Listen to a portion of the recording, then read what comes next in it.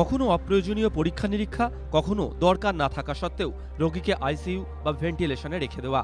রাজ্যের স্বাস্থ্য পরিষেবা নিয়ে যখন প্রায়ই ওঠে এমন অভিযোগ, তখন আইসিইউ ছাড়াই ম্যানুয়াল ভেন্টিলেশনের ব্যবস্থা করে রোগীর প্রাণ বাঁচালেন এক চিকিৎসক। আক্ষরিক অর্থেই আরোগ্য নিকেতন হয়ে উঠল শালবনী ব্লক হাসপাতাল। পরের জন্য রক্ত দিলে কেউ মারা যায় না পুতু, আর দুধটা এই ছেলের জন্য রেখে দাও। ছবিতে রক্ত দিয়ে রোগীর জীবন বাঁচিয়েছিলেন অগ্নিশ্বর, বাস্তবে আন্তরিকতা দিয়ে কিশোরের জীবন বাঁচালেন ব্লক স্বাস্থ্যকেন্দ্রের এক চিকিৎসক। নতুন জীবন পেয়েছেন পশ্চিম মেদিনীপুরের শালবনী গ্রামের বাসিন্দা 12 বছরের বুম্বা মুর্মু। পরিবার সূত্রে খবর, এই কিশোরকে বুধবার রাত 2টো নাগাদ বিষধর সাপে কামড়ায়। আশঙ্কাজনক অবস্থায় বৃহস্পতিবার সকালে আনা হয় ব্লক স্বাস্থ্যকেন্দ্রে।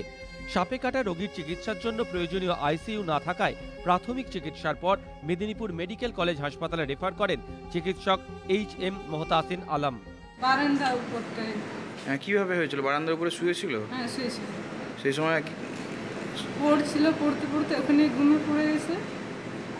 সেখানে তখন সাপে কাটে? হ্যাঁ, 3টার সময় ঘুম উঠেছে।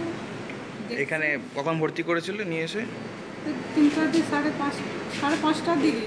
চিকিৎসক জানিয়েছেন, পরিবারের লোকজন যখন কিশোরকে মেদিনীপুর নিয়ে যাওয়ার তোড়জোড় করছেন, তখন তিনি মেদিনীপুর হাসপাতালে ফোন করে জানতে পারেন সেখানে আইসিইউ খালি নেই। তাহলে কিভাবে বাঁচানো যায় কিশোরকে? চিকিৎসকের দাবি, সঙ্গে সঙ্গে তিনি ব্লক হাসপাতালেই তৈরি করে নেন চিকিৎসার প্রয়োজনীয় পরিবেশ। পর্যবেক্ষণে রেখে শুরু হয় সাপে কাটা কিশোরের চিকিৎসা। পেশেন্টের অবস্থা তখন খুবই মরণাপন্ন। পেশেন্ট আমার চোখের সামনে পেশেন্ট ডিটোরিয়েট করছে। সঙ্গে সঙ্গে আমার কাছে পার্সোনাল আমার ল্যারিঙ্গোস্কোপ ছিল।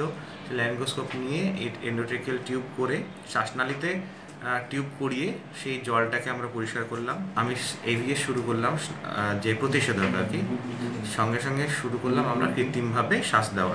সারা রাত রোগীর কাছে থাকতে গিয়ে নিজের স্ত্রীকে হারিয়েছিলেন অগ্নিশ্বর।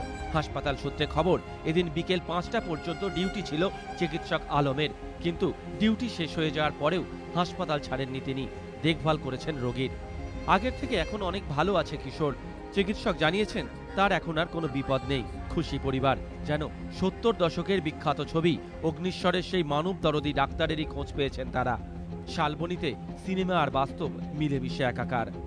অমিতাভ রথ, ABP আনন্দ, পশ্চিম মেদিনীপুর।